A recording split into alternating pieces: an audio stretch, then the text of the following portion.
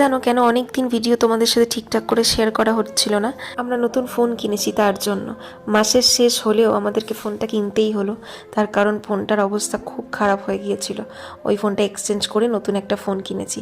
আর photo video এদিক ওদিক হয়ে গিয়েছে, পুরোনো ভিডিওগুলো যা ছিল সব তো ডিলিট হয়ে গেছে, নতুন করে সব বানানো। এই যে এখন যে ভিডিওগুলো দেখছো এইগুলো এখনকার রিসেন্ট, কোনো পুরোনো ভিডিও নয়। আর আমরা কিন্তু 22শে নভেম্বর ফোনটা কিনেছি, তারপর থেকেই আমাদের ভিডিও দিতে একটু অসুবিধা হচ্ছিল। মোটামুটি এক সপ্তাহের ওপর আমরা ভালো মতন ভিডিও দিতে পারিনি।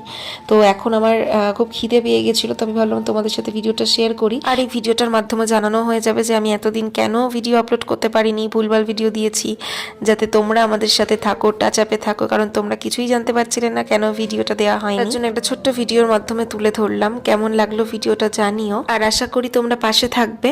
রান্নাটা নতুন স্টাইল হলেও কিন্তু আমি নিজে বানিয়েছি, কোনো রকম চাউমিন না, খেতে ভালো হয়েছিল। টাটা।